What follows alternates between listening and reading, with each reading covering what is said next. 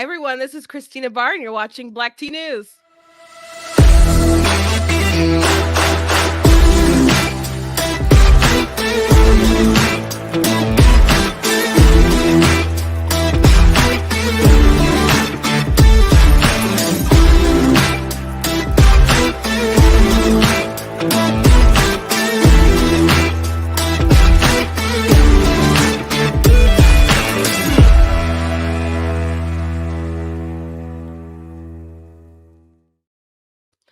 Hello, everyone. Welcome to Black Tea News. And on Saturday nights, we like to review TikTok videos.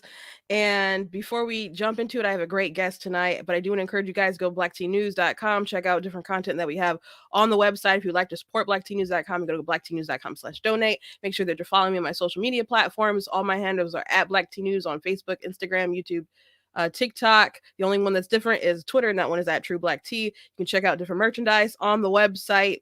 Like this nifty Black Tea News mug. This Constitution's a Glorious Liberty document, all kinds of stuff like You Are Not That Special shirt. You can also get that cute little mug to go trigger someone in your life today. But I want to jump right into it and introduce my guest, Millennial Spike Lee. I'm so excited to have you on tonight. Up? I'm so excited. Hey man, I heard you say get that black nug. Okay, so I heard that. I heard that Freudian slip, so I'm just gonna let you know. So let your viewers know she did say nug. Okay, so let's talk about it. Okay, nug and not nigger, something like that. Hi guys, how's it going? Thank you for having me. This is so cool. When you duetted my video, I guess maybe about a week ago, my sister's like, "Oh my gosh, a tap guy like duetted you!" So get out. They were so excited. They were so excited. That's so cool. That's so cool. So the more prominent guest I have on, the cooler I look in people's eyes. So thank you. Hey, thank you very much. We both got the same. We got the same gap, baby. Hi, baby. Do people come at you for your gap on the app? Listen, I love it when they do. I'm here for it because the reality is that they don't even know what this is called. Do you know what this is called? I forget the technical term. It's called a diastema, okay? Yeah. And these are sought out in Africa. They're a sign of royalty or wealth. And so when people come from me, I'm just like, that's because you are uneducated about it. So people just try to say something about it, but it's not a big deal for me. I just grew up in a reality where that was just like a non-factor. So when people mention it, and they mention it more than my weight, they mention it more like my eyebrows are a little whacked out. I'm like, it's so bizarre. And so I don't know. Oh, I guess other people get their stuff fixed, and they just think everybody else. They do. So a lot of people get their stuff fixed, and it's just like, don't get that fixed, man. Like it's your character, and who you are. And a lot of times when you get it fixed, it messes up your diction. It messes up how you talk, especially if you lived with it. Yeah, if you lived with it for your entire life. So, but I mean, it's TikTok, it's social media. People find so many things to talk about. So go ahead. That's the weird one. I see AJ's rant room is in the comments. Hey, AJ, I had him on not too long ago. Yes, good stuff. I tried to have one of his videos on tonight, but I could not download it. It was not downloadable. But he made AOC's face. He plastered on to Cher from Clueless, and it was so good. I was like, "You made this?" And he said, "Yeah, but I could download it, man. I figured it wasn't enough time to ask." So. That's too funny. That was going to be one of the things tonight, but I could not figure it out. So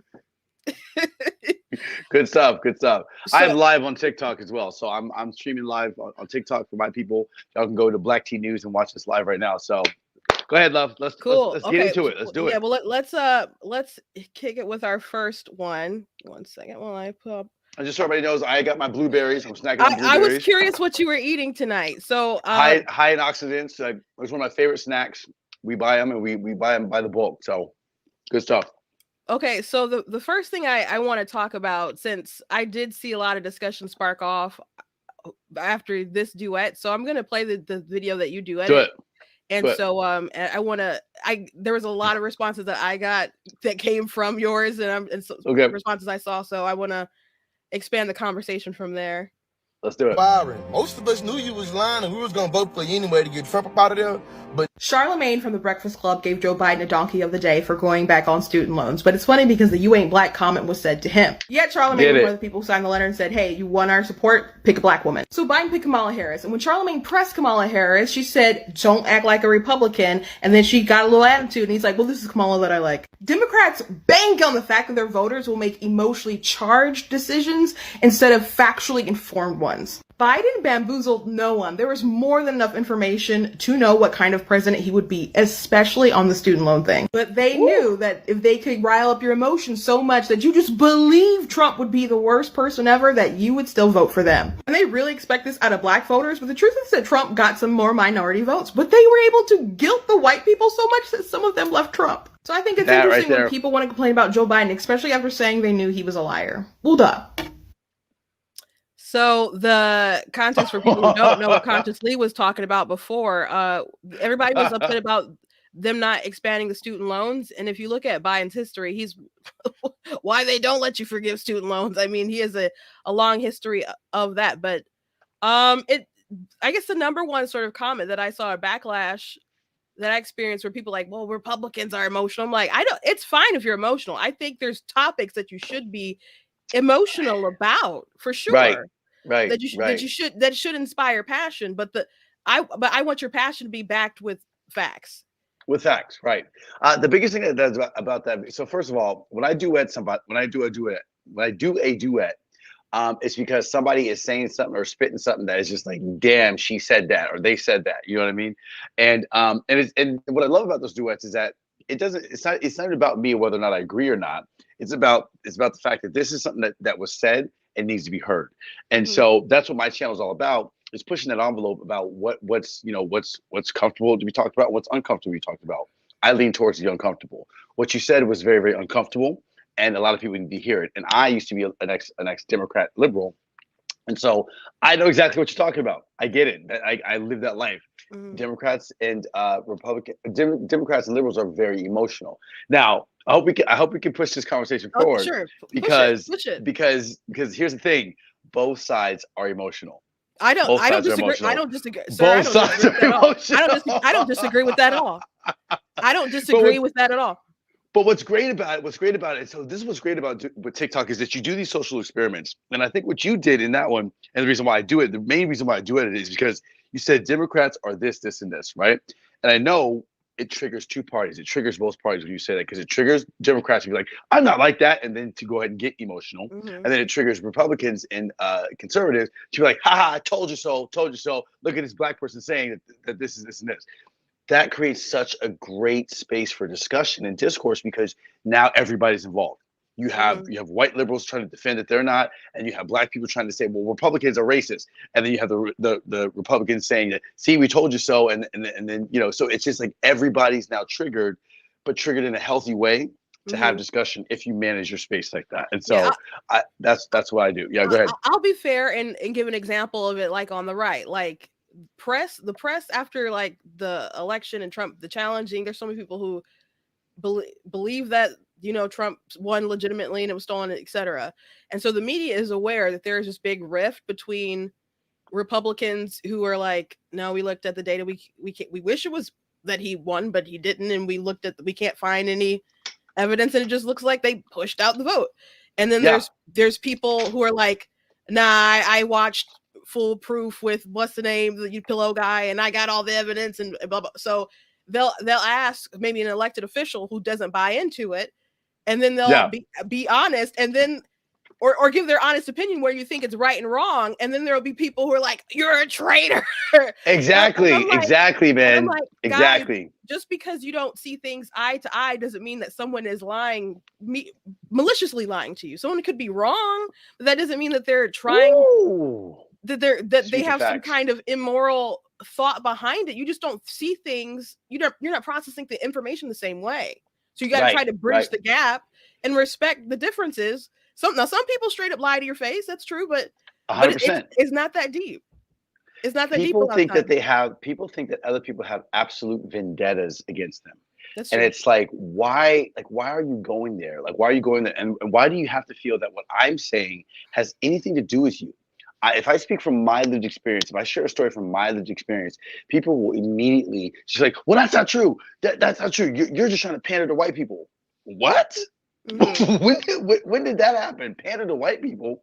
I'm just telling you about the experience that I had. But now you're placing me in a box because you are uncomfortable and you have not learned how to navigate through these emotions. And that's the biggest thing that we face in America, is that people don't know how to navigate their own emotions.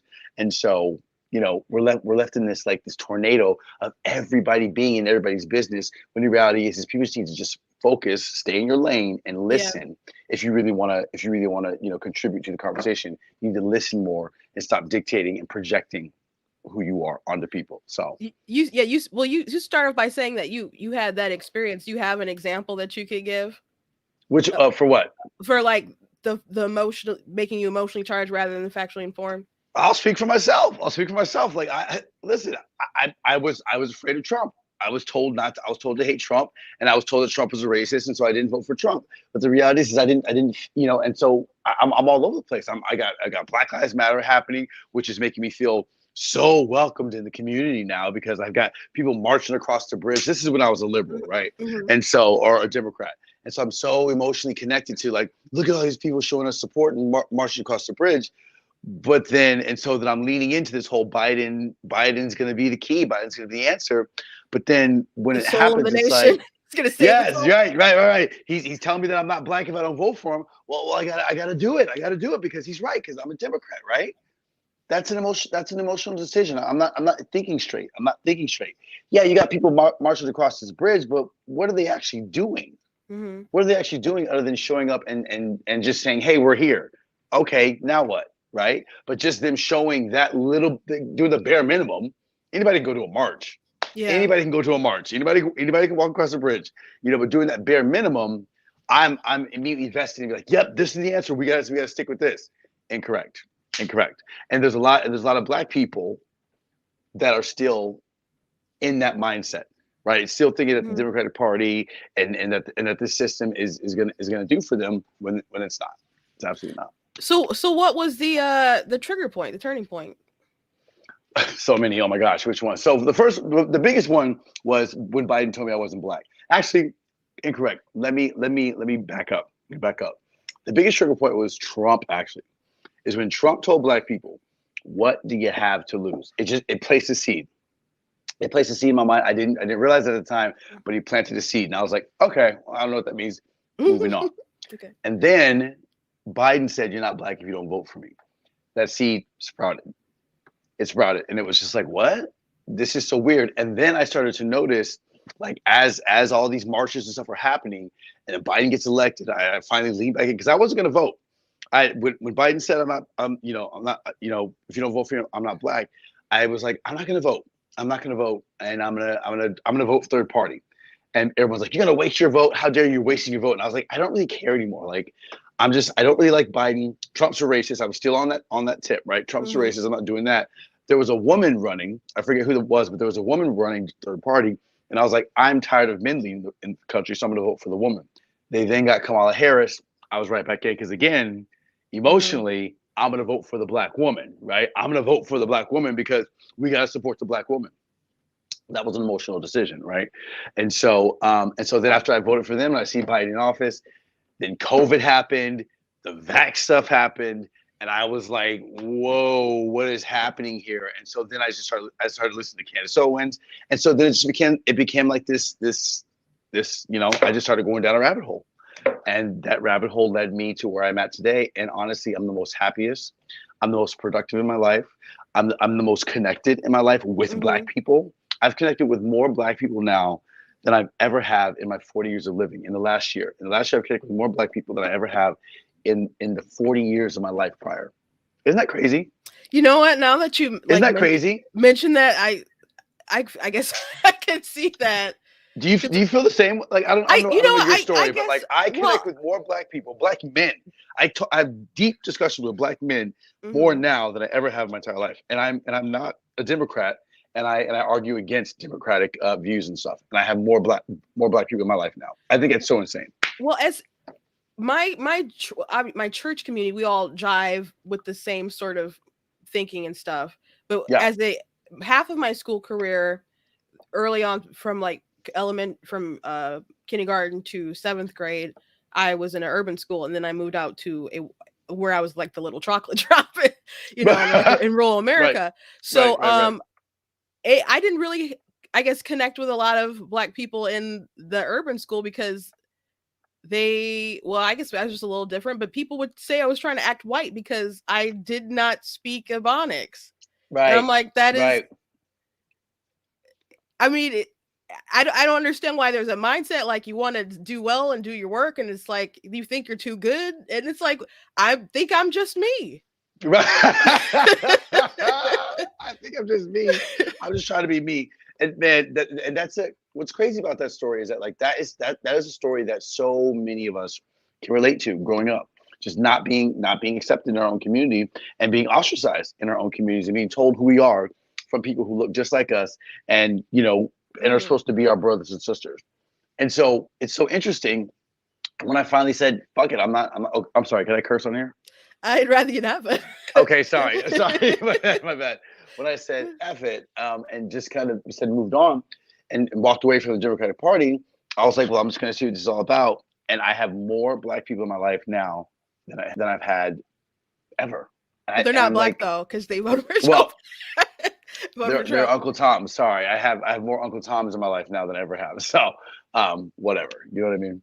Well, consider the cultural significance that also kills me too. I'm like, that book changed hearts and minds to the people in the North who were ignorant of the plight of the slave, and they adapt that to stage plays like Greatest Showman. Who did Hugh Jackman play in that movie? I watched the movie so many times, and I can't think of it. You've never seen that movie? Which one? Greatest Showman. The Greatest Showman. I have seen The Greatest Showman. I was not a fan of it. Barnum. So, I love the got movie. you. Okay, Barnum. It's a good movie. It's a good movie. It's a good movie. My husband really loved the movie, but in Barnum's theaters, they would play Uncle Tom's Cabin. But anyway, they needed to see the plight of the slave because just so many were ignorant to it, and that helped change hearts and minds. So it's crazy to me that is a slur today, and I'm like, if only the people who use that word could do 1% of the positive effect that book did for the Black community. It's insane. It's insane. It's truly insane. And like, I don't know how you're doing the clips, if you already have them lined up or something like that. But I stitched a video the other day about it was from another Black creator, and he got on there and he said some points. He made some points, and I was like, oh snap, oh snap! Like, crap, did I mess this up? Have I been wrong this entire time? But I had to pause, and I paused. And I thought about it. And I was like, no, we got to look at it from the other side. And basically, what he was saying was that Black people who are not Democrats they talk bad about Black people because they pander to white racists. I have that video. You have that video, and I was just like, I just was like, hold on, but who calls people Uncle Toms and the C word? That's Black people. Democrats call us that, and so who's really saying bad things about Black people in front of racists? Like that, like it's just like let's really have this conversation, because I don't talk bad about Black people. I talk about things that Black people need to work on. Yeah, let me play the play it. All know Candace Owens, Christian Walker, Herschel Walker, Larry Elder, and how they pander to white supremacy and racists because they know that it's easy to get money from them. But I want you to also notice one thing that they always do. When they criticize white people, they never generalize. They always put a qualifier on it. They call them communists or liberals or Democrats so that the racist white people know that they're not speaking about them. But when it comes to criticizing Black people, they don't put qualifiers on what they say. They just say Black people because they know that the people that they're trying to pander to don't care what kind of Black person you are. They just want to hear you say terrible things about Black people as a Black person. And there are a lot of people that are willing to do that. You have a good day. Yeah, that almost got me. That video almost got me. And I was like, oh my gosh, like I hadn't thought about it like that. So I really, really loved that he pushed the envelope. And so I do want to give credit where credit's due. And I want to say that he did really well in pushing that envelope, right? Pushing it, deepening our understanding. However, if we just take a look at it from the other side, there's a whole different picture that he's not painting. Oh, I can't. You're muted.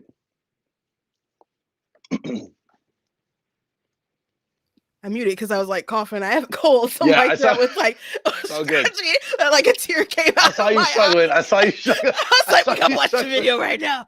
Oh my god! I saw you struggling. Cue the video. Cue.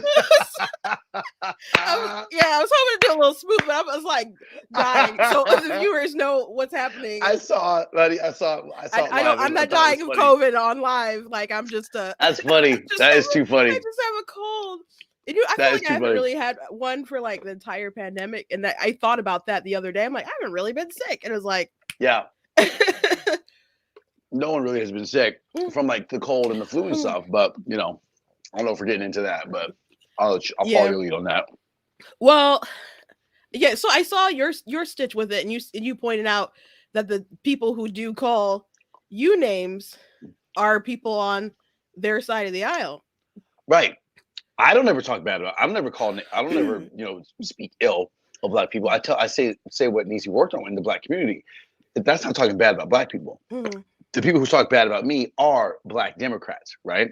Black liberals, and also white Democrats and white liberals. You know what I mean? And like the audacity, the audacity. I could not. Caucasity. Come on now. The white audacity. No, when I would go back and forth with Black Democrats, which wasn't normally ever super disrespectful, I felt in the past, but just kind of like, what are you, and I was always informed enough, even as a teenager, to hold my own. But when it got to 2016 and the white people were like, how dare you? I'm like, how dare you? How dare you, sir? How dare you? And you're having a little too much fun calling me these names and coming at me like this. It's interesting. There was a video. Oh man, I don't know if I should have sent you this video, but there's this video of this Black guy. He's in a Starbucks or something like that. He's wearing a Trump hat. This white dude comes up to him and basically starts physically assaulting him. I couldn't have physically assaulting him. Yeah, that's insane. That. It's just like how is this okay? And how are we not? How is this not what they are fighting? Yeah. Right. When is it okay for a white person to just come up and physically assault a Black person just because he's wearing a Trump hat? That sounds like racism with more steps. Yeah. Like it's just like that. That's just weird. That's weird to me. So we're not thinking like that. To go back to because you made me think of something about how we don't talk about Black people. We talk about things going on in the Black community, right? Or what's affecting. Right. There was someone who was kind of stalking me a little bit on TikTok. Like I would say something rude. I because they were arguing with me, then they started mass tagging me. I'm like, I'm not having you. And then I blocked them. They got a new account. Good. They blocked them. They got a new account, and they did it like 5 times. And I think that's like the max when people do it. But they accused me of talking about Black people. I'm like, what are you talking about? So anytime I said something that had like any sort of like negative association, and it wasn't like, I wouldn't say something like Black people are dumb. I would say something like, hey, we have in the numbers for like unwed mothers or something. It's like something like that. Something like factual, like factual. A fact. Like a fact. Anything factual, and they take it as you're talking about Black people. I'm like, I'm not talking about Black people. I'm talking about an issue.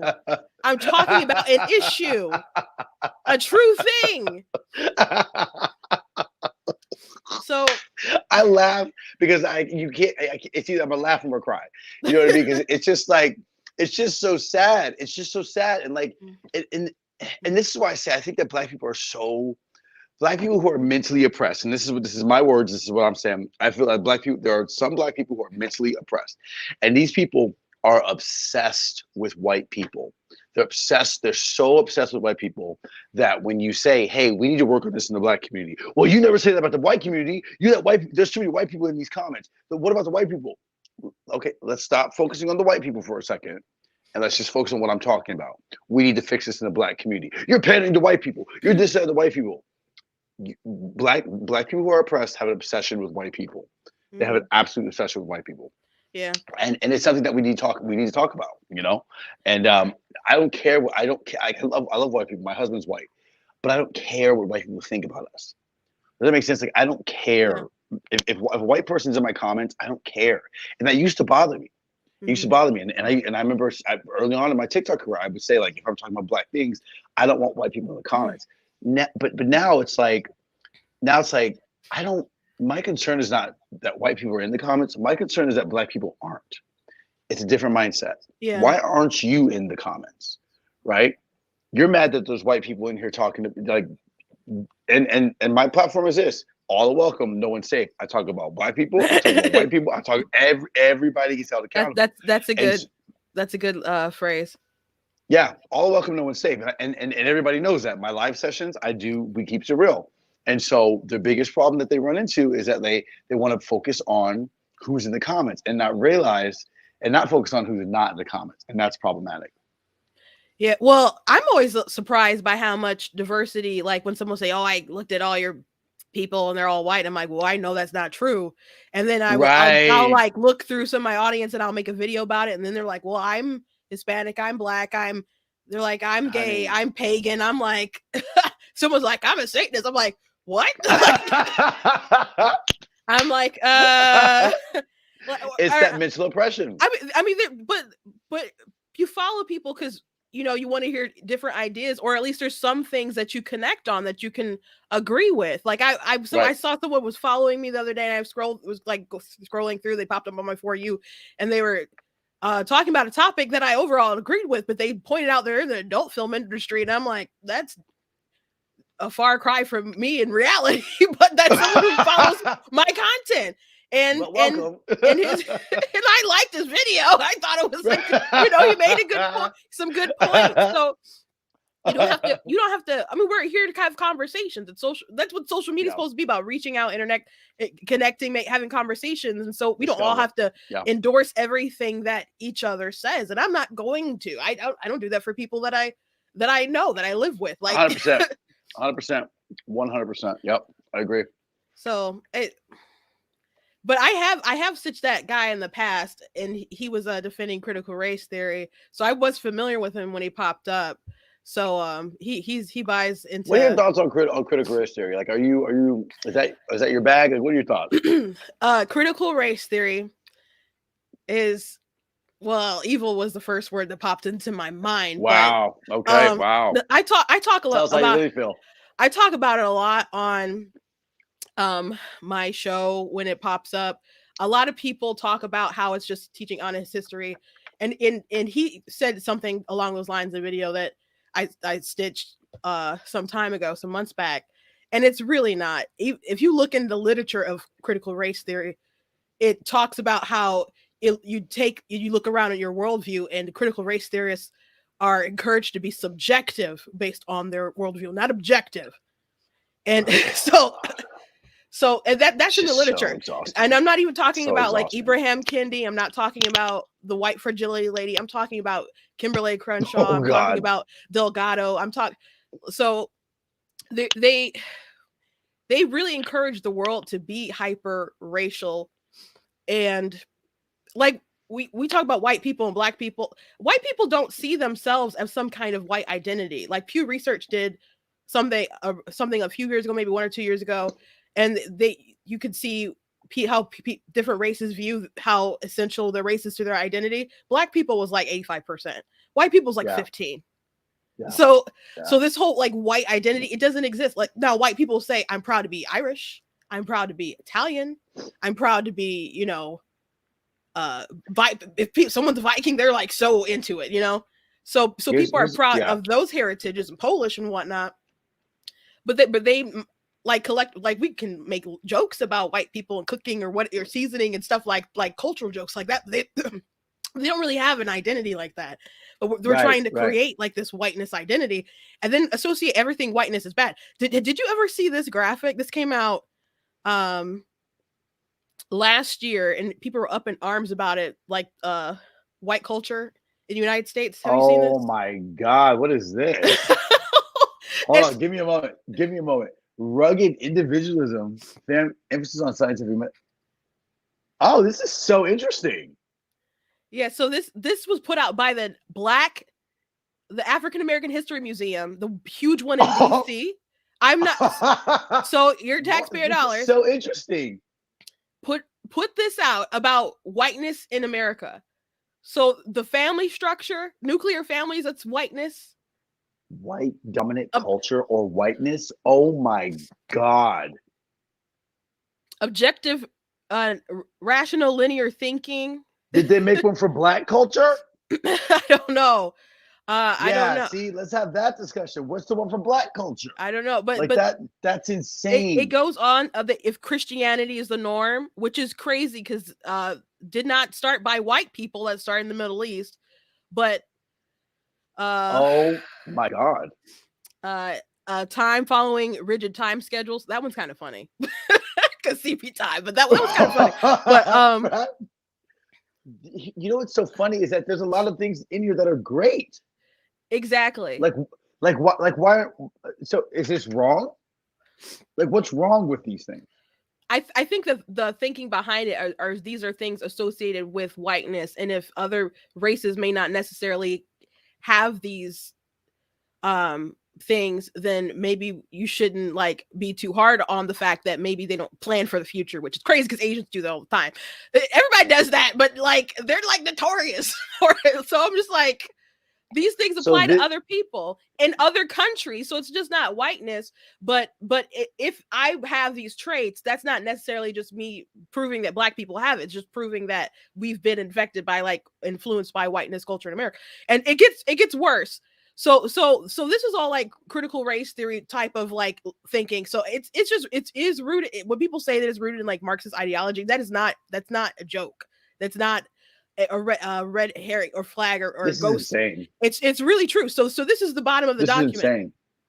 So when it gets to justice, it says based on English common law, protect property and entitlements. Oh my God. That intent counts. Oh my God. There was one about property too. Maybe it was on the other page. Well, there's protect property and entitlements. Okay, so it's right above intent counts. Oh my gosh. This is insane. Don't show emotion. Don't discuss personal life. Be polite. The King's English rules, written tradition. Avoid conflict, intimacy. I can't. Yeah, being polite is whiteness. Like, if you were just rude, I guess it's just them showing their blackness. So that infographic came out last year and people were up in arms about it. So they removed it and took it off the website, but they still had the website up. I think you could still like find the website, and the graphic still isn't there. The infographic. Who made this? The African American History Museum, the Smithsonian, the big 4-level museum that's in Washington, D.C. That's insane. Yeah. So when you hear, that's insane. So that's even insane. so there's so many things. There's so many things to unpack there. There's so many things to unpack there. If I just may really quickly, I just got before I forget. First and foremost, on critical race theory, you said some really great points on critical race theory. Here are my thoughts. What about financial literacy in black education? Why don't we focus on that, black people, instead of critical race theory and teaching white people who they were? And why don't we focus on what we're learning about ourselves? Financial literacy is a significant issue in black culture. Why don't we focus there? That's we don't need critical race theory. We need financial literacy, right? We need family literacy. How the family's supposed to be. We need everything that paper, that document says is what we need to culturally appropriate. We need to culturally appropriate what's on that document. And we're not having those discussions. We're so mad that white people want to talk black or act black. Well, why don't we start acting white a little bit? If that's what whiteness is, why don't we just kind of lean towards being white a little bit? Because that doesn't make any sense. It doesn't make any sense. Many of the qualifications on that list, like, are these bad? Are these bad to be? I don't understand. I don't know if you noticed what I think it was on this one. Maybe it says something about attractiveness or something, that you're attracted to a man's attractiveness based on economic status, power, and intellect.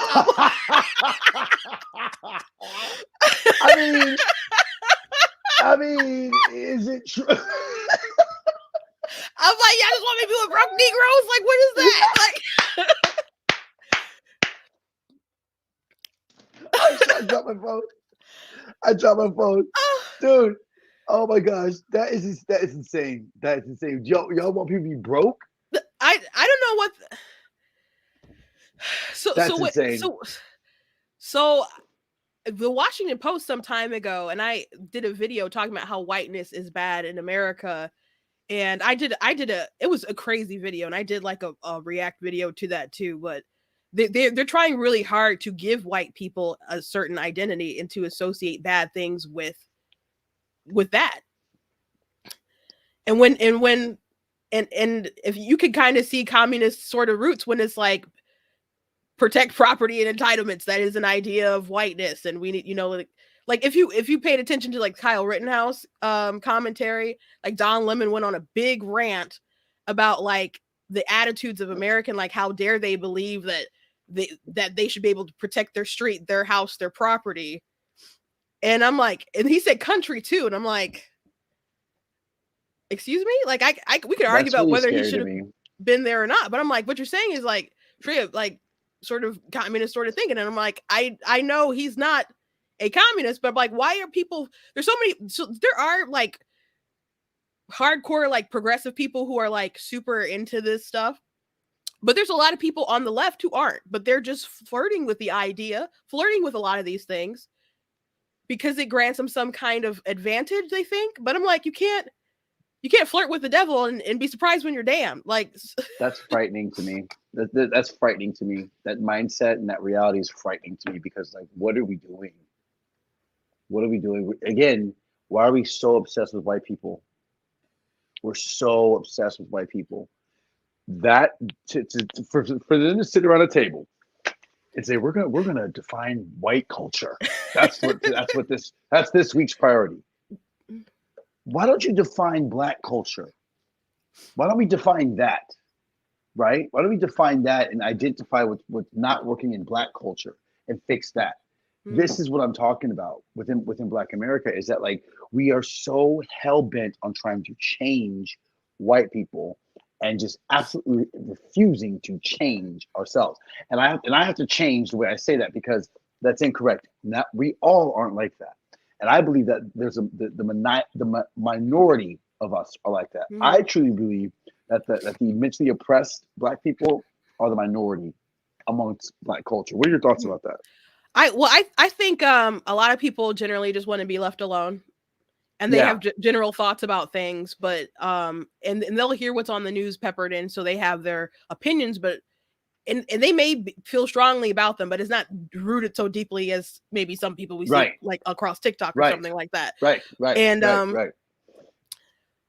but I think, like, if you looked at like the polling, for example, for like critical race theory, I saw some time ago that most races were actually, I mean, Democrats lean more towards it, but overall races were against it, except for Black people. But I'm like, but if people could just know a little bit more what's in it, then I think they would also not be for this too, because it does really teach the world to be more divisive, more racial. And it backs up some pretty scary ideas, and it's literally not about being objective. It's about being subjective to your worldview. They teach it. It's a worldview. CNN did a video where they were like, it seemed like they were interviewing these Republican parents to make them seem like, I don't know, they were hillbillies who didn't know nothing. And so they were also interviewing this teacher who teaches critical race theory. And she's like, it's a worldview. It's a lens. Now, if it's a lens, what happens if you have a bad prescription? You can't see, right? So what? It's a lens. It's a worldview. Speak on it, baby. Speak on it. I heard what you said. So she says, the teacher says, can it influence teachers? She says yes. And there's a pause in my head. I'm like, okay, that's bad, but I hope she's gonna say, but we're professionals, so we would never do that. But she says that's a good thing. She says that's a good thing, and I'm just baffled. I'm like, CNN aired this, and they thought they ate that they did something good playing this. This is where we're at. This is today. And then the last thing I guess I want to mention before we move on is that Kimberly Crenshaw, she goes on Joy. She's been on Joy Reid show, but now she's one of the people who she created intersectionality stuff too. That's what she's got a big name to claim for. But she's part of like the people who like brought critical race theory to promise. a prominent. So she was on the Joy Reid show, and Joy Reid show was like, I don't want to ask them questions. I don't want you to think I'm dumb, but is this Marxist stuff? And so she explained what it was, but she did not denounce that. And Joy Reid mentioned it later, and she never denounced that it was tied to Marxism. But critical race theory is tied to critical theory, and critical theory is rooted in that. So again, that's not like some kind of like boogeyman talking point. But she said it's not in schools. She said it's not in schools. I would know if it's in schools. So that's what she said on MSNBC. But in reality, she does stuff like this, where they teach about critical race theory insights in schools. So it's not, do they teach your kids like in-depth articles that Derek Bell wrote about how you shouldn't force integration because you shouldn't support. Wow, this is attempted to ban teachers from discussing concepts of racism. This just bothers me so much. So they lied. It just so they're gaslighting. They know that it is in there. It actually, the superintendent of Detroit schools, he admitted that it is in schools and that they are like purposely incorporating. So that's a fight on my hand in Michigan. They're teaching racism. They're teaching racism. They're teaching racism. Mm-hmm. Because here's the reality: is that children don't know racism. They're taught it, right? Mm-hmm. They're taught it, and so what we're doing is we're signing a bill that says it's okay to teach racism. Now, depending on the perception or the place in which you're looking at this, right? It could mean that no, we're teaching that racism has affected people over time. Sure. But you're also teaching racism. You're teaching these children what racism is, as opposed to teaching them what unity is, and teaching them what progress is, and teaching them how to be successful adults. You're teaching them racism. Based on what I just saw from that art, from what you just showed me, that like one of the bullet points was that teachers should have the freedom to teach to teach racism. That's basically what I just read. Mm-hmm. Like how is this okay? It's not, but they're gaslighting people that and concerned parents. Like I replied to someone who said that like, what do you mean about the emotional things? Aren't Republic, blah, blah, blah. I'm like, well, let me give you an example. This past summer, I went to a picnic. It was a Democrat Party picnic. They did not know I was Republican. I just showed up. I'm a black girl. Why would you question? Well, why would you question anyway? I'm at the picnic. So our governor was there. She's a Democrat, AG. The Secretary of State and one of the Democrat justices were all there. So it was a big event. And so I had nice conversations with people. People like, newsflash, people are nice. Like if you just get to know each other, talk about your family and hobbies and stuff, you have great conversations with people. But like peppered in every so often, I'd hear people say like Trump doesn't care about anyone. I'm like, he don't care about his kids. Yeah. He don't care about his wife.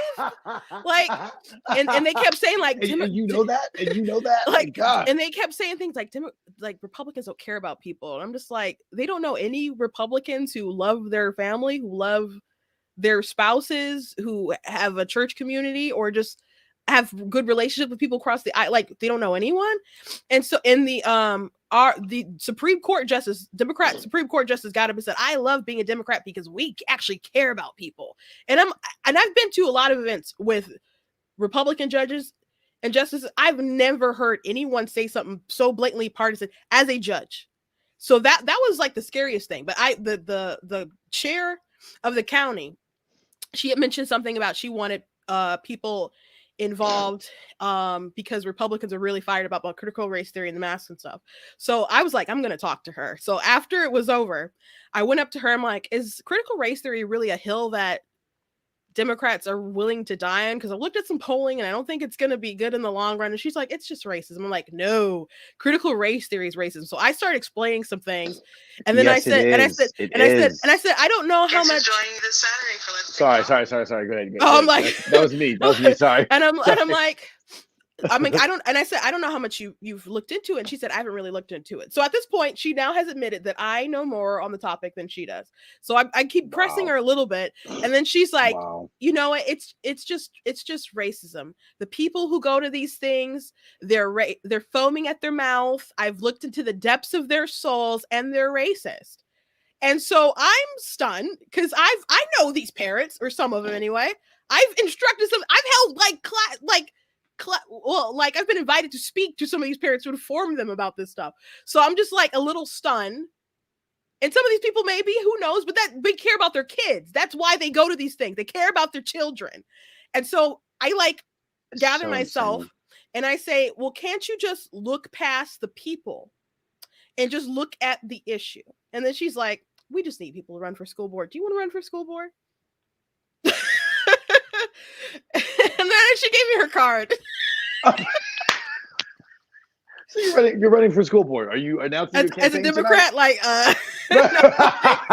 No, and then you switch it on them when you get in there. I think the jig is kind of insane. Yeah. So for that example, I wrote an article on it on my website. It was my most read article, so I'm sure the jig is way up. But wow. So that's the example. She admitted that I knew more about the topic than she did, but this white woman told me that everyone else who's against it are racist. So that's supposed to emotionally trigger me to be like, you know what? Let me just drop everything I know and just go along with the program, even though they don't know anything much about it. But they just know Republicans are against it, so they are pushing from the other side. Yeah, I think you've inspired my critical race post, and actually after I get off this, I'm actually going to go live. I'll text you that. You want me to text you the graphic? Please do. Yeah, please send me that graphic. After I get off this live, I'm going to go live myself, and I'm going to open up. I'm going to do a Let's Discuss debate about critical race theory, and then I'm going to make my post on critical race theory. I think because I haven't been versed in it. I've not been versed in it. I do that on certain subjects. I allow people to teach me what they know from all different perspectives of it, and then I figure it out based on that. What I've gathered here today, it's just teaching racism. Why are we focusing on teaching racism? And it doesn't matter how you feel about that. That's the truth. It is teaching racism, because these kids wouldn't know about racism had it not been taught to them through critical race theory. You know, my nephew's 6 right now, but when Coco came out, he thought everyone was white because under our skin, our bones are white. So that's what he was saying, you know. So and before that, he was really into In the Spider-Verse, and so he told his parents he wanted, and his dad is white, and my sister is fairer than I am, so he's yes. You know, he's a fair child, but he told his dad he wanted to grow up and be black, and they're like, what? But he's talking about the Black Spider-Man because he wears a black costume, so he still had no kind of idea of like perception of race. But that's just, he wore a black costume and he really liked that film. Wow, that's impressive. That is impressive. So yeah, wow, you've given me a lot to think about today. This is so interesting. So interesting. The critical race theory is insane. It's a beast. But let's move on to another topic. Let's talk about the Timothy, come on in for a second. Yeah, boss, what's up? Yeah, so how did the new guidelines go over? What was it? The new guidelines. Do people like them? Oh. No. What? Really? Oh, yeah. Very unpopular. Why? Well, people think the guidelines are confusing and inconsistent. I've seen the word idiotic thrown out there. Basically, people think it doesn't do anything to help prevent infection. Prevention? This is the Centers for Disease Control. Prevention is not our responsibility. Oh. It's Centers for Disease Control and Prevention. No, it's not. Okay, so I want you to type in cdc.gov. I've never seen this. This is amazing. Okay, now you see the header at the top of the page. Yeah, Centers for Disease Control. Oh. Wow. How long have you worked here? 20 years. Wow. Wow. First of all, that guy is handsome as hell. You gotta send me that guy. I love that's good TikTok. That's good content. That's good content. It was good content. I just scrolled by and found that today, but That's good content. In my state, I don't know how it was so much in Arizona, but like, 'cause my state's bluer than yours, though yours is. Oh, can we talk about it? Can we talk about it? Can we talk about it? We for the first time in my life, I was so happy to be in Arizona when all this stuff went down with Doug Ducey. Doug Ducey, who didn't give a dang. He was like, no, we're not shutting down. Open it up. Schools, nope, get your butt back in school. Mhm. I just was like, he's like, nope, no mandate. Like Doug Ducey, we were blue in the how we got turned over, whatever, but we are still very much a red state. We are still very much a red state. We have a red mayor, and he is just like, Doug Ducey is, I'm happy to be under Doug Ducey. And there was a time that I wasn't. And then COVID happened, and I was like, oh, hey Doug, how you doing, Buki? Thank you, because I'm not vaccinated. And I have no plans on being it. We had COVID. Both me and my husband had COVID, survived COVID. And, it is what it is. I don't even like to call it a vaccination. I don't know how deep you're trying to go into this conversation, but, I was and here's the thing, very early on, when COVID went down, I was like 100% taking it serious. We're doing everything possible. I'm going to get vaccinated when it comes out, was all about it. But then there was some conversations that were happening on Facebook that they just were kind of, because I was deep in it. I was deep in the research, looking at everything on the CDC, and some things that were being said on Facebook did not align with what the CDC said. Yeah. And I just said, hey, that no, it actually doesn't prevent anything. You're an anti-vaxxer. What? What? I mean, no, but just it doesn't say that though. That like you're missing. You're an anti-vaxxer. We don't like the anti-vax. And these are people that I know.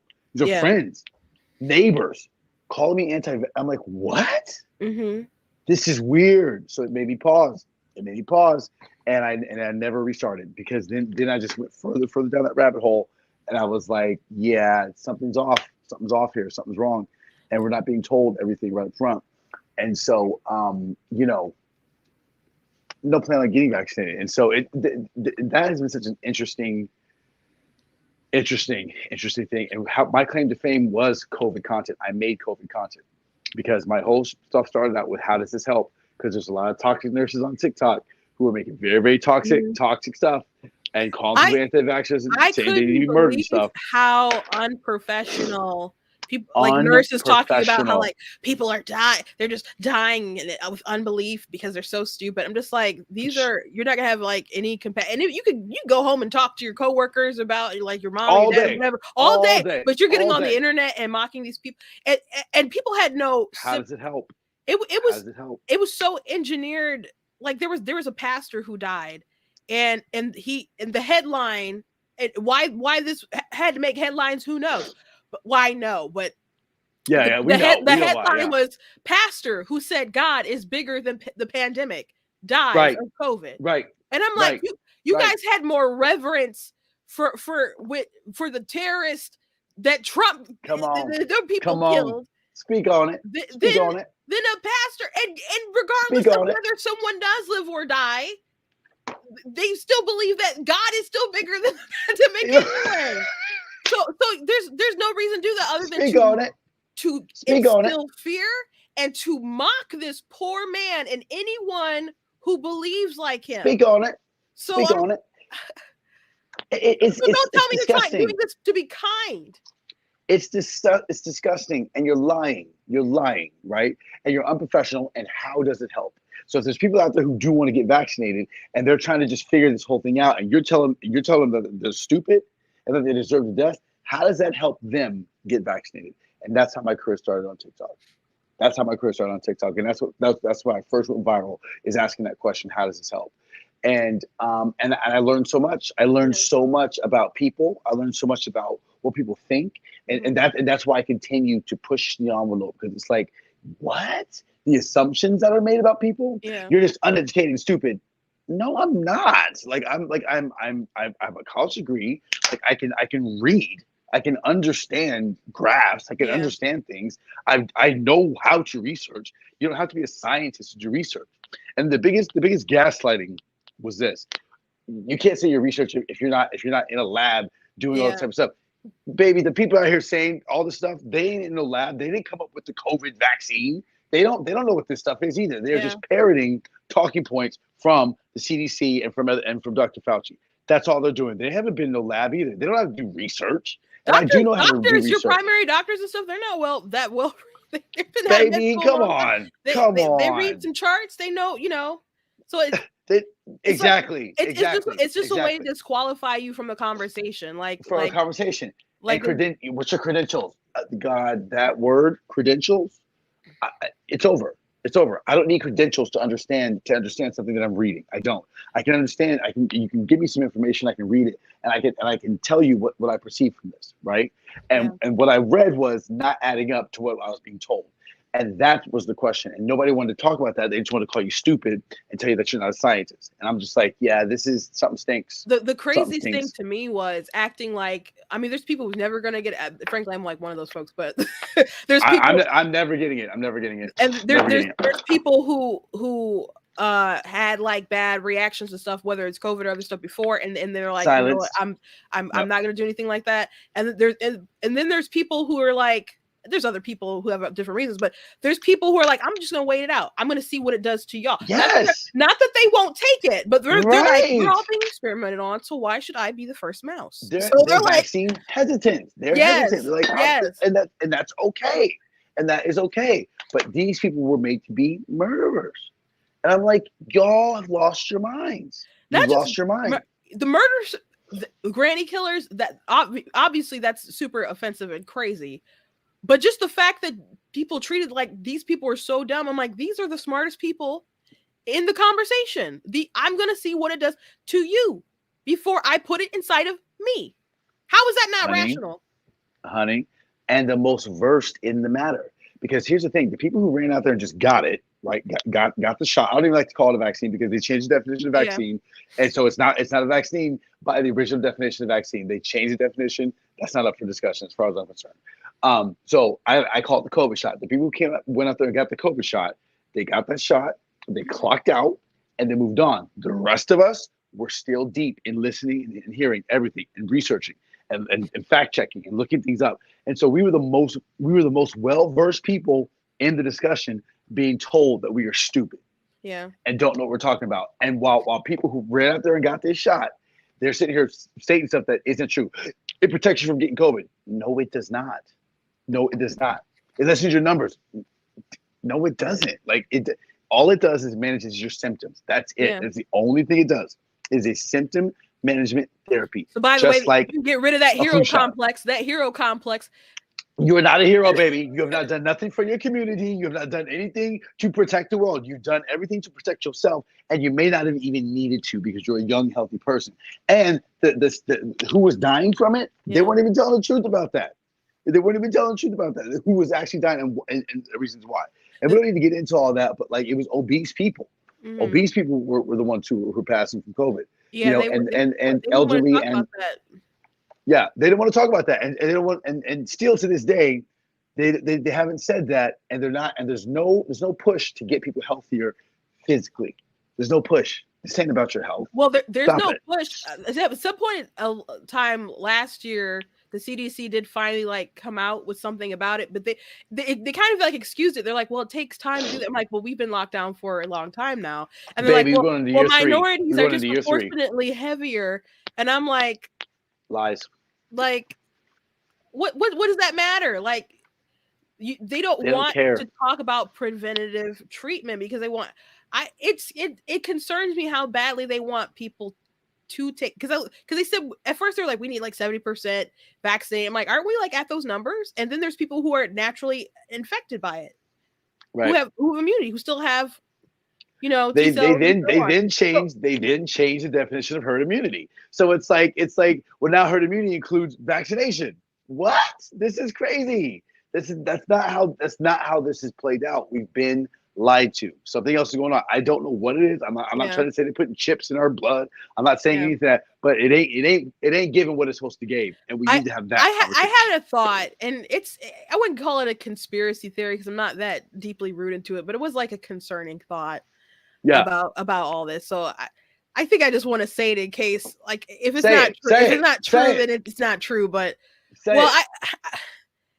well, for example, the other day I was really mad because they came out and they admitted, like, oh, by the way, this can impact your periods. And I'm like, Periods, right? I saw your post on that. thousands of women have said that, but okay. So I'm just like, there's so many things that they're ignoring population control, or they're honey. just honest about. Population control. So I'm like, what if they're aware and they just Yep. well, they want people to take it for whatever reason, and at Yep. some point of time in the future, our government will be like, you know what, this did cause some harm to some people, Right. and we are responsible because we did push it. Therefore, we have an obligation for socialized medicine. Wow. And in my opinion, they already damaged the argument against it a little bit. Go into detail about what is that? What would that look like? Well, I guess getting rid of to do like healthcare for all, Medicare for all, or whatever their plans were. But people, I guess some of the socialized medicine stuff that like Bernie and AOC and stuff are pushing, but a lot of people don't want it because if we go that route, it'll start to like push out the private healthcare market. And so there's plenty of people who in the private healthcare industry that do like their private health insurance, but you usually get that from your employer. But to me, they weaken that argument a little bit because how many people lost their jobs over the past 2 years? Jesus, man. Jesus, man. So that right there alone is like, it's just and in my opinion, I know a lot of people don't want to. There's no such thing as free healthcare. Someone has to pay for it, and they government gets our money from us. But if you look, the more control you give the government, the more they can do to you. I mean, Biden was like, yeah, if you work in a nursing home, you guys get the Medicaid money, and that's government funding, so you have to do this. You have to get vaccinated. So people need to understand the more you want from them, the more power you have to give to them. So people don't understand it's a trade-off. And you're losing your freedom. Some people don't understand that. Some people don't understand that, right? Like I don't need the government to do shit for me. I mean, to do anything for me. I don't need the government to do anything for me. And so it's it's just interesting. It's so interesting that people they're not having that conversation, and I feel it's because they want to be right. And this is what I found out.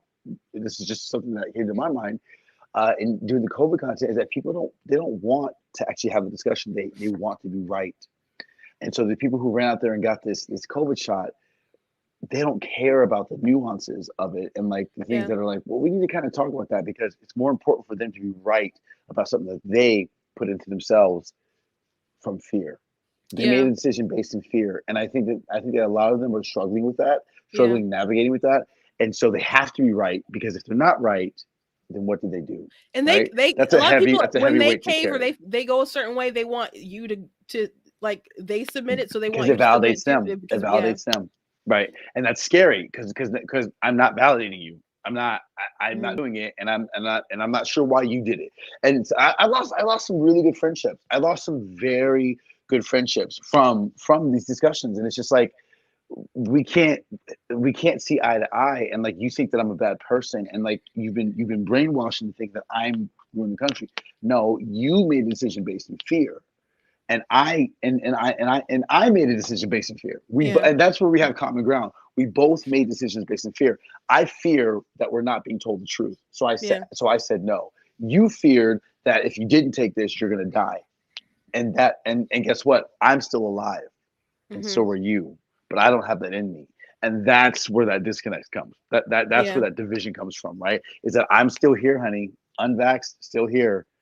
Had COVID, been sick recently. I'm just now getting over another cold. Like, help me understand why I'm supposed to take this shot. What's it supposed to do for me? You know what I mean? We know it doesn't prevent it. We know it doesn't keep you from getting it. Those who have it can still spread COVID. So you're not doing anything for the greater good of your brother and sister. What are we doing here? Let's have a conversation. And they're just not. They can't. So no, I understand it's hard, but people, I don't understand what more people have to take before they, because when we go over, it's like, oh, I got COVID. Oh my God. I got 2 shots and a booster, and I was so surprised that I still got it. It's embarrassing. But these darn unvaccinated, it's not going to end unless they're all vaccinated. I'm like, it's embarrassing. It's embarrassing. I know the craziest thing, Jedediah Bila, maybe how you say her last name. She's conservative, but ABC has you have to be vaccinated. So she was on the show, but she was like doing it remotely. And so they're like, well, why you're not here because you're not vaccinated? Why don't you explain your stance? And so she's like, I've had COVID. One, so she's got natural immunity, and she's like, I have medical issues or whatever. I'm not a candidate for this vaccine, so I will not be taking it. And then she laid out some information from like CDC and blah blah blah, etc. And they're like, oh my gosh. And she's like, this is all true information that I'm giving. I saw that. Yeah, I saw that. And then they're like, I can't believe you won't get vaccinated. You know that such and such's in-laws died from COVID, yet you won't get vaccinated. I'm listening to this, and it just sounds like, why won't you die for me? Exactly. That's what it says. Exactly. You're so selfish. Why won't you die for me? Exactly. 100%. Like she told 100%. She can't do it. It's insane. It's a mental illness. Like these people are not. It really is. They're not present. They're not present. You're not present in reality. Yeah. And so and that's why I think, and this is why I said there has to have been some level of brainwashing that has happened. And you got to think about it like this. The people who aren't like, we all got off Facebook. Because are you on Facebook? Mm-hmm. I know you're projecting this to Facebook, but are you on Facebook yourself? Oh yeah, I'm still on Facebook. Yeah. Oh, are you? A lot of us got off Facebook. I got off Facebook, and I feel like what's happening on Facebook, the energy on Facebook is still very much like into. It is. You know what I mean? It is very much in. It's in it, right? It's very much in it. And still like the vaccine is the way to go, and we're gonna do this, and you can't talk bad about the vaccine. I mean, I'm surprised you even having this projected to Facebook. But TikTok, the conversations have changed on TikTok. It used to be heavy pro-vax on TikTok. Mm-hmm. It is not anymore.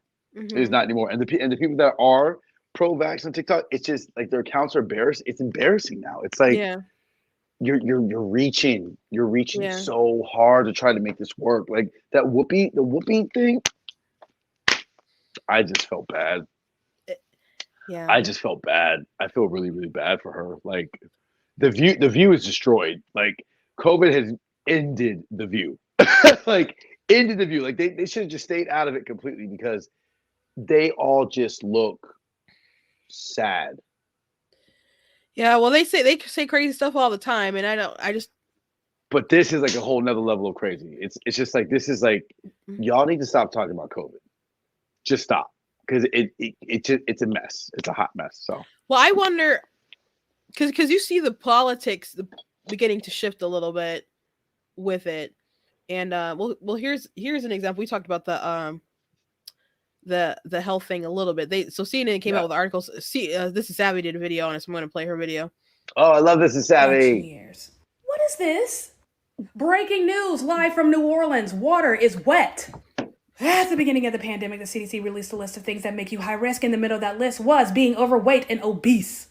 Last spring, they released a report that said 78% of the people who were hospitalized due to COVID were overweight and obese. When the vaccine rolled out last year, if you were considered high risk, you were able to get the vaccine before the general public. One of the things that made you high risk, being overweight and obese. We knew this, but CNN wants to come in acting like they discovered the wheel. CNN has reported on the link between COVID and obesity before, but it's always been in the background, never so prominent. Why now? I have two theories.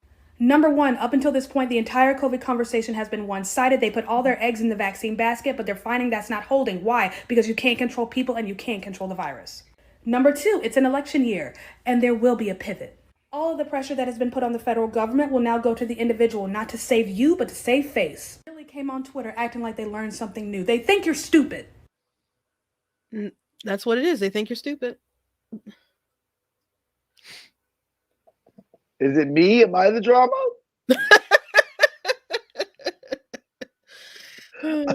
Is it me? It's definitely them. Your voice sounds so crazy. You're like, brah. Me? I have full bars. Are you? Can you hear me? Oh. It's like so slow. Okay. You can't hear. Try to come out and come back in. Let me. Can you guys hear me? Tina, can you hear me? Let me go to the chat. Hold on. Tina, can you hear me? I think we have a private. We have let me write to you. Okay. It's really slow.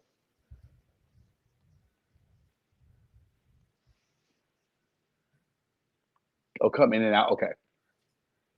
Okay. How do I get out of here? You can hear Can us you both. boot me out? Yeah. Okay, well we'll see what happens. I'm not sure what happened with his, but we'll come back in. We both sounded okay, but he just couldn't hear me. Can hear me both. Thank you, sir. Well, I hope you guys are enjoying the conversation. I had that thought about the COVID thing and the universal health care some time ago.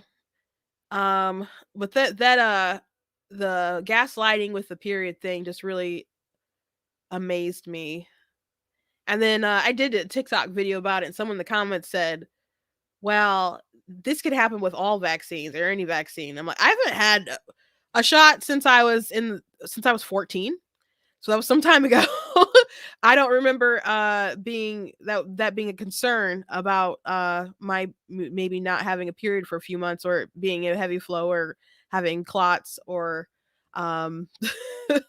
or going into early menopause or something like some women. So I don't really think that was a concern that people had, well, that I had back then. So I don't know how much I trust what she said there. But if let's just say that it is normal, and that when people have, can you hear me now? I can, but it sounds like you're like a robot. You sound like Sounds like a robot. Everyone else says I'm loud and clear. Oh. I'm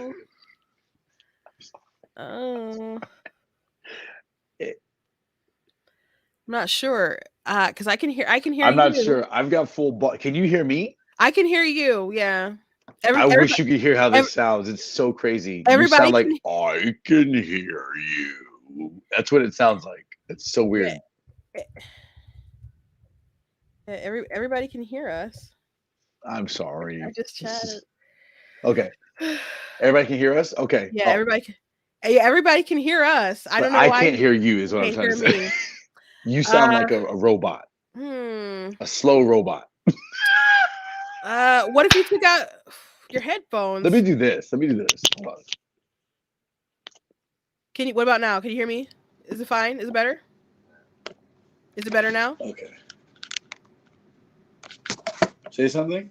Can you hear me now? Is that better? No?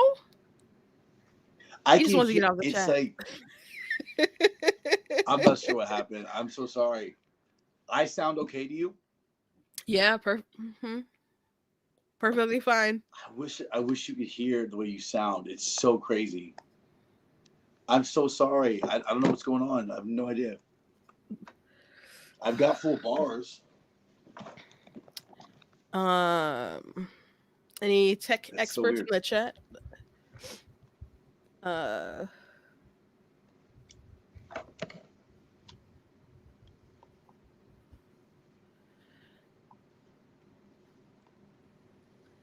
Well, as he's trying to figure it out, I suppose I will continue my thought process. So if it was normal with the period stuff, which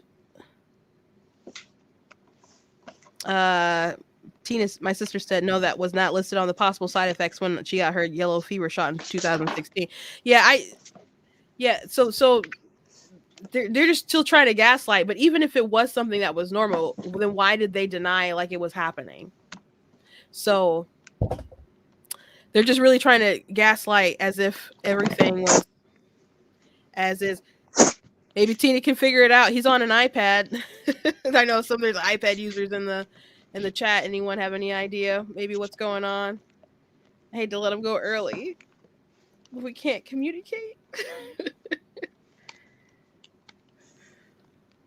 I think he's trying to set up something else, and the sound's not working on his phone. So this is so bizarre. This is so bizarre.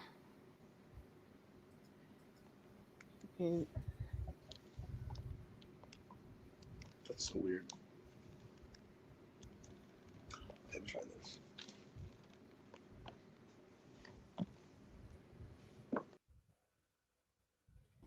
Okay, so we'll wait for him to come back, see if we can get him back and get the sound working. Yeah, so it is really weird to me, and I was hot about the period thing, because I thought the timing was really interesting, because on the Joe Rogan's podcast, he had Robert Malone, who's one of the people who like created the technology, the mRNA technology, the vaccine, and so he's been sounding the alarm about the effects, and he said people just need to, and he was vaccinated, he had he had got COVID, and then he had the shot, and the shot, he had really bad adverse reactions to it, which they said on Joe Rogan, which I wasn't aware of this, that if you had COVID, that you're more likely to have some kind of adverse reaction if you get the vaccine afterwards. And I'm like, well, that's information I would have liked to know. But he had really bad adverse reactions and stuff. But he said that parents need to consider about giving this to their girls, because he says that if it's affecting their periods, then it is influencing their ovaries, and women are born with whatever amount of eggs that they're going to have. So that Joe Rogan podcast, I don't know how many times it's been listened to, but I had heard someone say it was Joe Rogan's highest rated, highest listened to podcast ever. And then somebody just, a congressman submitted it into the records. So can you hear me now? It's Is it better? No? It's not. It's because now it's to my phone, and it's like through the web browser. I tried to connect to my earpiece, but I can. You're not. It's like a robot. I'm not robot, but I'm just quiet. You're just quiet. Quiet. So we can. I can lean in. Okay. Show must go on. So I was just mentioning that Joe Rogan's podcast, they had Robert Malone, who was the person who did the mRNA technology. Yeah. And so that podcast got listened to, I think they said it was his highest one ever. And so they talked about the effect of like your menses with the vaccine. So I thought it was curious that not too long after that, they announced a study like, hey, it can affect your periods. And maybe it was just coincidence. And but maybe they're like, oh, too many people are starting to realize that I don't think it's coincidence at all. I don't think it's coincidence. Now I face it now. I can hear you now. I don't think it's coincidence at all. I think that it is because this is what they know. I think this is all by design. I think this is a plan. I think it's planned out, guys. And I'm not trying to be a conspiracy theorist, but the thing about this is that like this stuff's happening, and the other thing is that the people who are involved in all this stuff, like Bill Gates and all this kind of stuff, who is involved in all this, they've had these discussions. They've done these TED Talks where they talk about population control. Mm-hmm. They talk about what they're going to be doing to roll this stuff out. Like, it's not, these aren't conspiracies. These are things that have been said by these people. And so all of a sudden now women are having problems with their periods. Well, what could that possibly affect? What could that possibly affect? That could affect how they have children. And I know it's and these are my words. These are not my words. Don't reflect Black Teen News, but the reality is that like if we're not having these discussions, when's it going to be too late to have this discussion? When they finally come out and say, hey guys, I know some of you guys can't have kids this time around, but our bad. Whoops. At least you got universal health care. Right. Exactly. So then what? So it's like somebody's got to say, hey, isn't that weird? Anybody else find that you don't find that suspicious? You don't find that suspicious? Like somebody's got to say that. And so it's just, I for one, I'm not afraid to be that person, Yeah. And so there we go. And so, we got to have these discussions. We got to start talking about this stuff and like getting real about it, because it's happening, guys. Like all the stuff's coming out now. Like now they're doubling down, and now they're saying, hey, obesity has a strong link. Duh. We've been known that. We've been talking about that, and we were told that we were stupid and that we were anti-vaxxers and conspiracy theorists. Now women are, and that was one of the biggest things that I wanted to wait on. I was still vaccine hesitant. I said I want to see what happens in 9 months with people's pregnancies. That's what I wanted to see, and that's what I wanted to really double down on. I haven't followed up on the information about that because I stepped away from COVID, but like that's what I wanted to see. That's what I was trying to get figured out. So women, I think it's important. It's important, you know. It's crazy that when you think about like stuff people saying that talk about population control, because people do talk about it. Even like sometimes we'll have discussions. Like I'm super pro-life. I'm very rigid in my response to it. But sometimes people will say, "Well, what are you going to do about the population control?" I'm like, are you serious? And someone told me that, and I'm just like, and they mentioned that they had 3 kids. I'm like, why'd you have 3 kids? And and I'm just like, and when people say that, I'm like, well, why don't you like? You want to tell people to kill themselves? I'm like, why don't you volunteer as tribute? Like, why you telling other people gotta die, but you can live? Like, what does that mean? Mother Earth is population.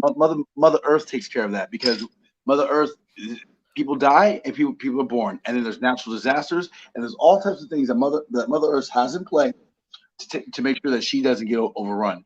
And so that's just how I personally feel about it. Mm-hmm. And there's plenty of space. There's plenty of space on in this world that we have not even used up. Yeah. But it's owned by these super wealthy people that's untouched. Yeah. And so that's that. So we don't need no population control. We need to understand. We need to focus on something different. Why are they trying to keep us from becoming even more powerful as people by having more people? You know, that's a bigger question. So I heard the founder of the Weather Channel, he was he's not big on the global warming alarmism sort of stuff, and he said if the world is warmer, then it will be wetter. And he said there's all this land that is super cold, and it's not good for like farming, all this other stuff, like maybe like Upper Canada and other places like that, that you can now use and utilize it, and beyond that, like our technology is not going to get better over time. Like we're not going to be saved because you decided to tax people for their carbon emissions. We're going to be saved by people like Elon Musk, who's going to innovate and create things. That's how you save the world. That's what we've been doing. And so I honestly think that people need to go down a couple rabbit holes. I think that everybody on this live and just in the world, just find a couple, go down them, and question things. Let me ask you, this isn't too personal. I don't know how much you looked into this or remember, but Fauci has a past with people with HIV and all that kind of stuff. I didn't even know about it until COVID. I'm HIV positive myself, and I'm open about that. I tell people about that because people need to understand that HIV is not what it was. And so I didn't even know about it. Until COVID. And once I found that out, I was like, what the hell are we doing? This is just insult to injury. Yeah. Not only is he in my opinion messed up this whole COVID thing, but he also has a past with HIV. The fuck? I mean, sorry. Someone told me to watch the Dallas Buyers Club. I've never seen the film, but they say he's the villain in the movie. And I'm like, I don't think they mean literally, but like, but kind of. Probably. I was like, that's interesting. I have to it's insane. I have to watch that now. But it's amazing that even though he's publicly lied about so many things, like don't wear masks, or we only told you not to wear masks because we wanted only certain people to have the mask and we didn't want you to buy them all up. I'm like, ridiculous. Well, if they work, then you're admitting that you were choosing who gets to live and who gets to die. They don't work. I know they don't. They don't. And prior to the pandemic, he was like, no, you don't wear masks. He's like, exercise, don't drink, don't, like that. That's what he was saying prior to the breakout. They said don't. At first he said don't. And then they said you have to. And they're like, well, the reason why I said not to wear masks is because we didn't want everyone to buy it up from the medical people. And it's like, oh, so you decided. It's one thing you're telling people your job is essential, your job is essential, and you can't work and you work, which that didn't make any sense anyway. But now you're saying your life is essential, your life isn't essential. You could have just said, hey, our nurses are with people every day, so please don't buy up the N95 mask or whatever. Please make your own cloth mask. That's all you had to say. That's all you had to say. All you had to say. Didn't do that. You didn't do that. And so it's crazy. Love, it's crazy. It's crazy. All this stuff's crazy. And you just got. I tapped out of it, but I got to tap back into some COVID content. So I'll be doing that. I actually just stitched duetted my first COVID content that I've done in a while. And so there's the one on Whoopi Goldberg. And so it's just I saw that. Yeah, I saw that. So I this was like the first thing, this video that you mentioned that we wanted to talk about, that went around with this trans Oh Lord, young here we woman. go. So I did take off the sound because I don't want to get flagged Okay. by Facebook. So, but just so people know, Adele's song "Rolling in the Deep" is playing. So maybe I'll sing along a Oh little bit. gosh, this song. So just so you know, there's like a that adds to the predatory nature of this. But let's watch this. It's like, you're gonna wish you never had met me. Years are gonna fall, rolling in the deep. You're gonna wish you Oh, you're never crazy. had met me. You are crazy. Yeah, so You are crazy. You are crazy. So this person is saying, if you couldn't read it, that to the parents who don't want their kids to be educated about queerness and stuff, that they're going, she's going to teach it.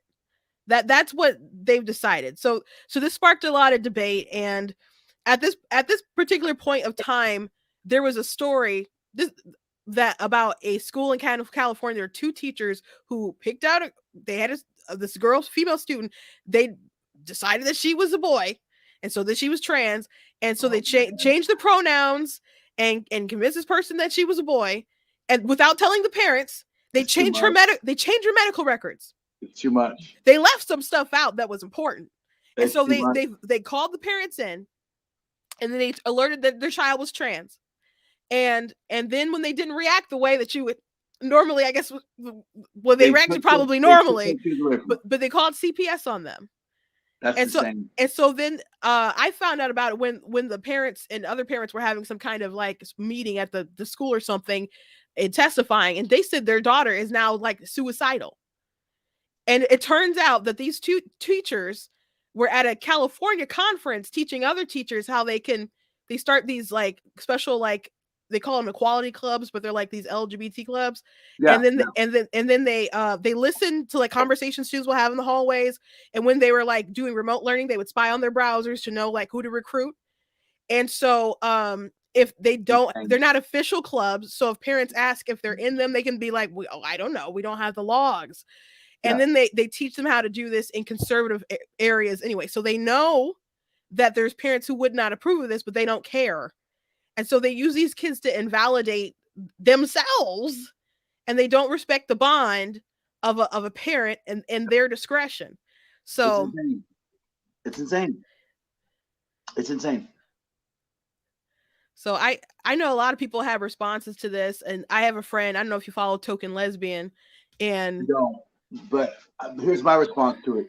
It's insane. And I think I think that these people, so because I did a stitch on that one, and it went really well, and I just feel like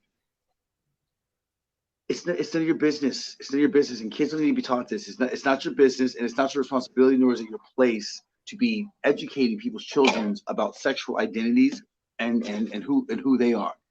You need to focus on the curriculum. Yeah.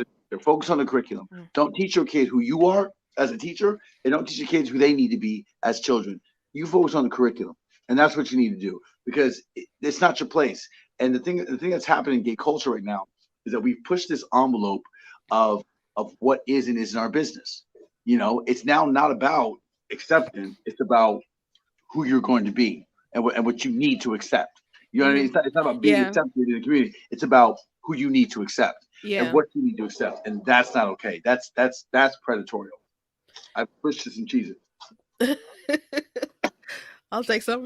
There you go. So I did a video a few weeks ago that did really well, and I told a story about and this spawned off of a video because I was talking about Blue's Clues and how they have a bunch of stuff. Like they had a pride parade led by a drag queen on there, and then they had all these flags in there. And I'm like, the Blue's Clues audience is preschool, it's 3 to 5. And so I pointed out, and so most people are like, that's not appropriate. And then there are some people, usually young people like this girl, who are trying to use these kids to invalidate themselves. That's what I feel. And so someone said, well, we need to teach these people to be accepting. I'm like, did y'all never see Land Before Time or something? Right. Like there's other Right. ways to teach children these lessons Right. without injecting those sort Right. of things. And Absolutely. so then I responded to someone else said we need to teach acceptance. And so I told this story as a response. I said when my sister was in middle school, she had a teacher, and this is when we moved out to when we were chocolate drops out in the rural area. Right. And so she she got in her head that her music teacher was racist. So anytime when they had negative interaction, she believed it was coming from a place of racism. And so one day there was another student who was talking, and Angelina was talking with them, and then the teacher caught Angelina, and so Angelina got in trouble. She's like, well, she was talking too. It's like, ain't she gonna get in trouble? And she's like, she caught her. She's like, no, I'm just gonna get. And so she was like, you're a racist. And so when you tell a white person that they are racist, they are so wounded. And there's some people who get off on that, by the way, playing that woundness in their face. But so she was so wounded. So they had parent-teacher conferences, and my dad came, and the teacher had a big speech about how she's not a racist, how she has black friends, and blah blah blah, etc. So she's just going on, like spilling her heart out. My dad just kind of laughs at the woman. He's like, I don't care if you are racist. And he said, Angelina needs to learn to work with people who don't like her. That's right. That's right. As it should be.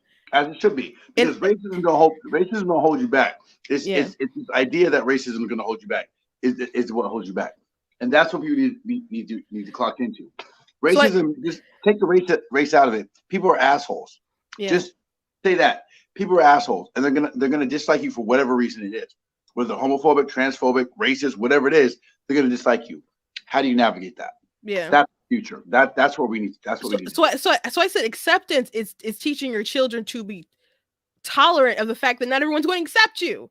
And sometimes you have to work with people who don't like you, but you still have to be cordial. You still have to be respectful. I don't really care. Like at a heart level, like I care. I'm like a Christian. I want you to love Lord and love other people. I feel, but on like an individual level, like if I'm working with somebody and they don't like me and they go home and put on their Klan hat, like as long as you come to work, like that's sad. Don't get me wrong, that's sad. And I don't want you to be hateful or whatever. But if you come to work and we can have a cordial relationship or whatever and do our jobs, go home, that's really all I need, really, from you. What you do at your house has nothing to do with me. And then don't keep me in it. Don't bring me in it. Don't bring me in it. AJ said, because people were confused personal emotions with laws and end up holding themselves back. Facts. AJ knows what time of day it is. He knows what time of day it is. So, okay, well, that was the one that I really wanted to, well, we talked about a lot tonight, and I know you got like other lives to do now with all this information, but I enjoyed having you on tonight. I love you. And I love your content. And you, like I said, I told you, that my sister's really excited, like tap, hey, really cool. That's really cool. I love it. So is there any other place that people can find you at besides TikTok? Hey, link in bio. Go on my TikTok. Link in bio. It's got everything you need to know. I got some new merch coming out. There's this funny video of this dude, and this is kind of like my final thoughts on the whole trans thing. There's this funny video that I do edit. This guy just hates me. He hates me. He loves to hate me, and he's an interesting guy. And this is the second video he's done on me, and I continue to listen to his voice. I followed him because he's this older guy. His name is Mark. Mm-hmm. And I think he's an amazing guy. And that's what I love about my channel is that like it's for all voices. Mm-hmm. And he's somebody who says he's received SA he was AR'd by like 6 men, and he's really fighting for trans lives. So that he thinks that I'm just this horrible person who hates Black people and gay people. Wow. But I love him. And I think that his voice matters just as much as my voice matters. And the biggest thing that I want to say is that people got to lean in to what makes them uncomfortable. And if you don't know who somebody is, stop telling people who they are, and stop telling them who they are, because it's not a flex.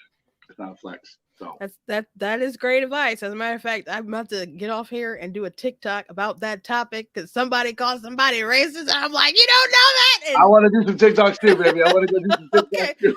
So we got a great day at the wedding info, and the hubs is telling me we got some business we got to finish up. So yeah, I love you. He DJs, does stuff with weddings. So if you guys need some stuff too, you guys can check him out. Find out. Link in bio. All right. Thank you so much for coming on. I appreciate you. Love you too. Thank you guys. Hey, all welcome. No one's safe. Take care. Yeah, thank you guys so much for joining me tonight. I hope you enjoyed the conversation. I was honored to have him on for my first guest as for the new year. And I thought we did have some really interesting conversations. Apologize for whatever technical issue that we had. I don't know what happened, but I would encourage you all to, if you're I know some of you are watching on Facebook, please, if you're watching on Facebook, please make sure that you do go to YouTube and that you do still subscribe on YouTube, and please, because I know people have like preferences, but that does help when you're subscribed to YouTube to get a certain point. So make sure that you are following me on Instagram, Facebook, YouTube, TikTok. All those handles are at Black Tea News, and my Twitter is at True Black Tea. That's the only one that's really different.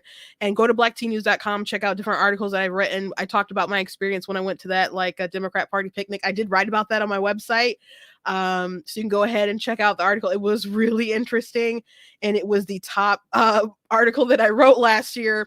A lot of people found that it was interesting. So I got a lot of goodies on the website you guys can check out. I do also have different merchandise that you guys can check out. Actually, I'm wearing my goat hoodie right here. So a better picture of that right here. I do have that in different colors, so you guys can check that out on the site. I got my Denounce White Supremacy, Defeat Joe Biden shirt with a list of some of the racist stuff he did on the back. So you guys, I have those a short sleeve, long sleeve, so you guys can check those out.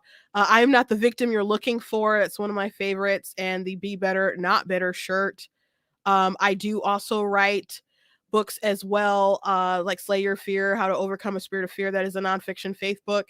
And I wrote that because people are losing their minds with COVID. It's not specifically just geared toward COVID, but it is mentioned because people just were making no sense. And the fact that a lot of things that people thought back then that they were so rooted in to justify their hysteria, it doesn't really hold water today. It's just like, yeah, I should have listened and not given to so much fear.